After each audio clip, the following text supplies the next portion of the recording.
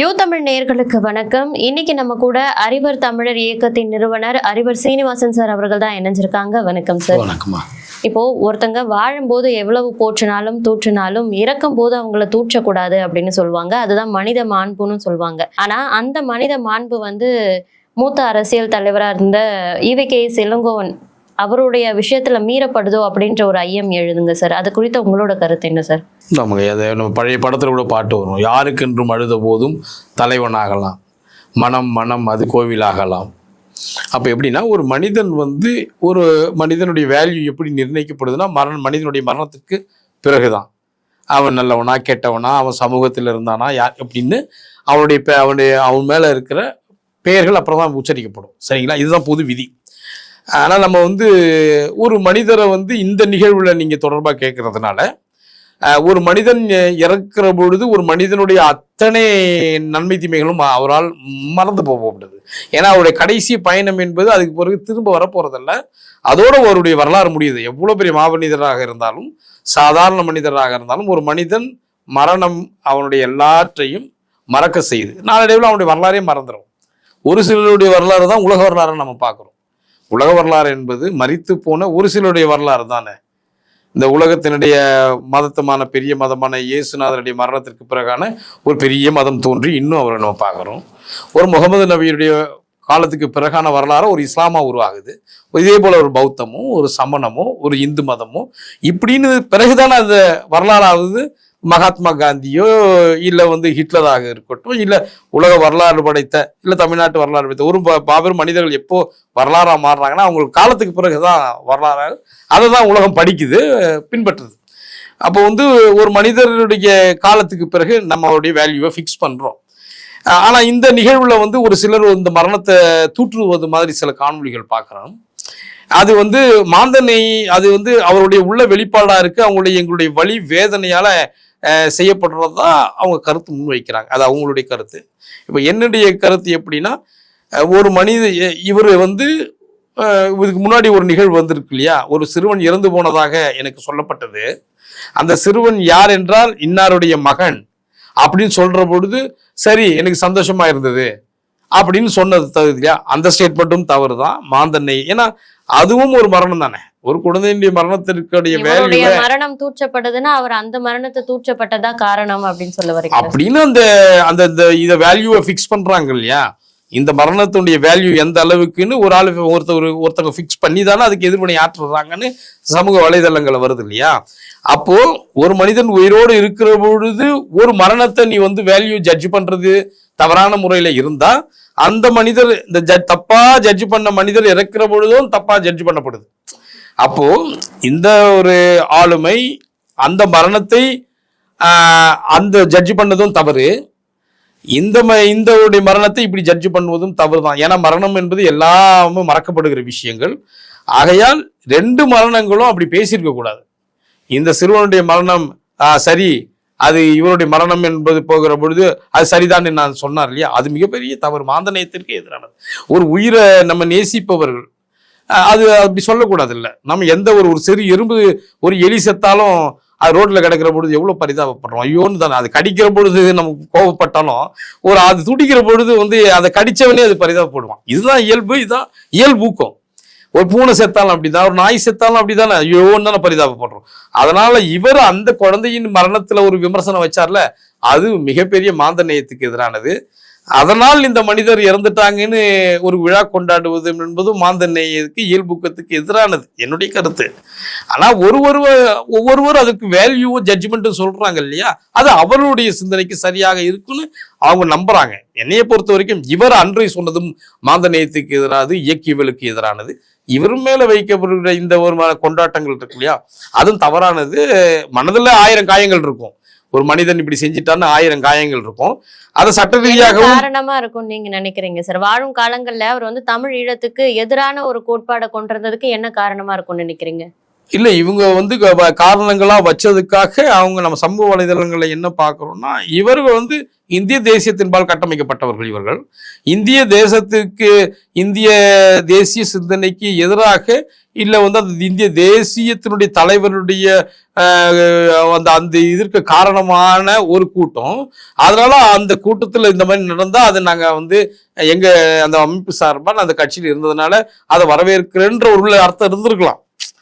அப்பனா ஆனால் வந்து அந்த இவருடைய மரணத்தை கொண்டாடுறவர்கள் எப்படி மனநிலையில் இருக்கலாம்னா, அது எப்படி மாந்தநேயமா இருக்க முடியும்? சம்பந்தமே இல்லாத நபர்கள் நீங்க வந்து ஒரு இறப்பு, அதற்கும் இதற்கும் தொடர்பு இல்லாத ஒரு ஒரு குழந்தை இறக்குற பொழுது நீ எப்படி பொருத்தப்பாட பாட முடியும்? ஒரு ஜார் மன்னன் வந்து அந்த ரஷ்ய புரட்சி வர்ற பொழுது ரஷ்ய புரட்சியை நம்ம ஆதரிக்கிறோம், எல்லாருமே ஆதரிக்கிறாங்க. ஆனா அந்த ஜார்மனுடைய பச்சை குழந்தைகளை கூட எதிர்காலத்துல வந்துடக்கூடாதுன்னு புரட்சிக்காரர்கள் கொண்டுதான் வரலாறுல படிக்கணும்ல. அது மாந்தநேயத்துக்கு எதிரானது. அந்த குழந்தை என்ன பண்ண போகுது? குழந்தை என்ன பண்ண போது? அது மிகப்பெரிய போர் எடுக்க போதா? புரட்சி அது ஒன்றும் பச்சை இல்லை குழந்தை. அவ ஒரு புரட்சி, ஒரு போர் என்ற பெயர்ல மனிதத்தன்மையற்ற செயல். ஒரு திக்கற்றவர்கள், ஏழைகள், ஒரு பச்சை குழந்தைகளை கொல்லுவதும் புரட்சிக்கு ஒரு வழி அப்படின்னு வந்து அங்க சொல்லப்பட்டதுன்னா அது நம்ம தவறு தானே சொல்றோம். ஜார்மன்னர்னா ஜார்மன்னனை விமர்சனம் பண்ணணும். ஜார்மனுடைய பச்சை குழந்தை வந்து அதுக்கு பொறுப்பேற்காது இல்லை. அந்த மரணத்தை கொண்டாடுவது என்பது மனித தன்மைக்கு எதிரான விஷயங்கள் பொது கருத்தாளர் பார்க்குறாங்க இல்லையா? அதுபோல் அந்த பச்சை குழந்தைகளுடைய மரணத்தை வந்து விமர்சனம் பண்ணுவது, கொண்டாடுவதும் பெரிய தவறு. ஒரு மனிதர் வந்து இறந்து போனுவதை கொண்டாடுவதும் நம்ம அதை ஒரு மாந்தநேயத்தின் அடிப்படையில் தவறுன்னு சொல்றோம். தத்துவத்தின் அடிப்படையில் அவர்கள் கொண்ட நம்பிக்கையில கருத்துக்கள் மாறுபடும். என்னுடைய மனநிலையை நான் சொல்றேன். இப்போ மதிப்பிற்குரிய பெரியார் ஐயா அவர்கள் பாத்தீங்கன்னா வந்து திருவள்ளுவர் மாநாடு முதல்ல முன்னெடுத்தது அவர் தான். அதனால பெரியார் வந்து தமிழுக்கானவர் அப்படின்னு ஒரு குழுவும், பெரியார் வந்து திராவிடத்துக்கானவர் அப்படின்னு ஒரு குழுவும் வந்து நிறைய சண்டை போட்டுக்கிறாங்க, பெரியார் யாருக்கானவர் அப்படின்றத பத்தி. ஆனா அவர் வழி வந்த வாரிசா இருக்கக்கூடிய ஈவிகே இளங்கோவன் சார் அவர்கள் வந்து ஒரு தமிழ் ஈழத்துக்கு எதிராக இருந்திருக்காரு. அப்போ இந்த ஒரு முரண்பாட்டை நீங்க எப்படி பாக்குறீங்க சார்? நம்ம ஒரு தத்துவத்தின்பால் நிற்கிறவர்கள் இன்னொரு தத்துவத்தின்பால் எதிர்நிலையில் இருக்கிறவங்களுக்கு கருத்து முரண்பாடு வருது இல்லையா? தொடர்ந்து வருதானே. ஆக அந்த மரணத்தையும் அந்த தத்துவத்தில் முரண்பட்டதையும் ஒரு நிலைப்படுத்தி பார்க்க முடியாது. ஒரு எதிர்நிலை கருத்துல உள்ளவன் வந்து இறந்து போனா அதை நம்ம கொண்டாட வேண்டிய அவசியம் இல்லை. ஆனா அந்த கருத்தை வன்மையாக நம்ம எதிர்க்கிறோம். எதிர்நிலை கருத்து ஒருத்தர் வைக்கிறாரு, இவர் வந்து தமிழ் தேசியத்துக்கு எதிராக நிற்கிறாரு, இல்ல தமிழை வளர்க்குறேன்னு சொல்லிட்டு தமிழை இகழ்ந்தாரு. என்னுடைய தமிழ் போராட்டம் என்பது, என்னுடைய இந்திய எதிர்ப்பு போராட்டம் என்பது இந்தியை எதிர்த்து விட்டு ஒழித்து விட்டு தமிழை வளர்ப்பதற்கு என்று நினைக்காதீங்க. என்னுடைய இந்திய எதிர்ப்பு போராட்டம் என்பது இந்தியை ஒழித்து விட்டு ஆங்கிலத்தை கொண்டு வருவதற்குன்னு சொன்னாங்க இல்லையா திராவிட சிந்தனையாளர்கள். அப்போ வந்து ஒரு பொருளை நாங்கள் எதிர்ப்பதற்கு இந்த ஒரு விஷயத்தை கொண்டு வருவதற்குன்னு நாம் நம்பியிருந்த வேலையில அதெல்லாம் கிடையாது, இதுக்கு மாதிரா ஆங்கிலத்தை கொண்டு வர போறோம்னு சொல்லி எதிர்நிலையில இருந்தாங்கல்ல, இதை வந்து விமர்சனம் பண்ணலாம், தவறு. அப்ப தமிழை காப்பாற்ற வருகிறேன் என்று சொல்லிக்கொண்டு ஆங்கிலத்தை காப்பாற்ற வந்ததுதான் இந்திய எதிர்ப்பு போராட்டத்தினுடைய உண்மை அம்சமா? இது தமிழ் தேசியத்திற்கு எதிரானது அப்படின்னு வந்து தமிழர்கள் வைக்கிறாங்க இல்லையா? அந்த வாதம் சரி.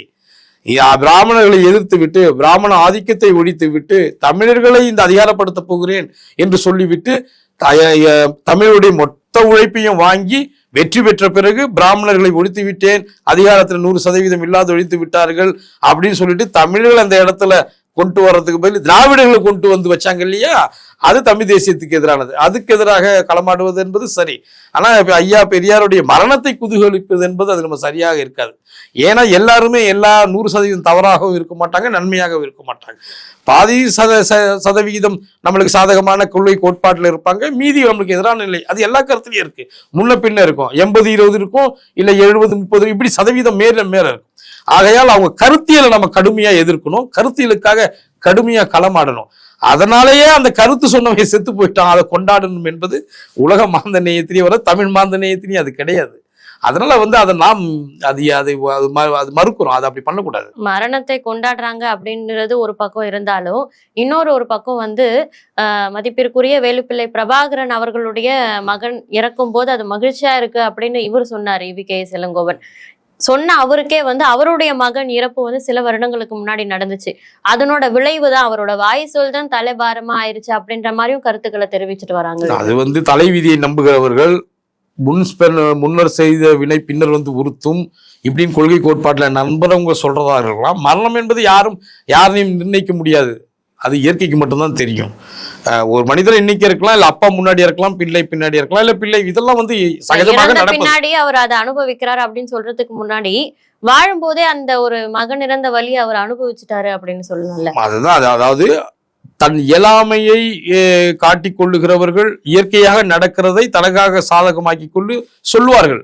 அது மனித இயல்பு தானே. வீட்டுல கூட எனக்கு பாவம் செஞ்சுட்டான், அவங்க பாரு எவ்வளவு கஷ்டப்படுறாங்கன்னு சொல்வது இயல்பு தானே. ஏன்னா அவங்களால எதிர்த்து நிற்க முடியல, அவங்களை எந்த வகையிலையும் அவங்களுடைய முன்னெடுப்பு பண்ண முடியல, ஒரு இயற்கை தண்டனை கொடுத்துட்டாங்கன்னு தன்னை ஆற்றுப்படுத்தி கொள்ளிடுறாங்களே, அது இயற்கையா நடக்கிறது. ஆனா அது சரியா இதுன்னா அந்தந்த தனி மனிதர்களுக்கு அது சரி.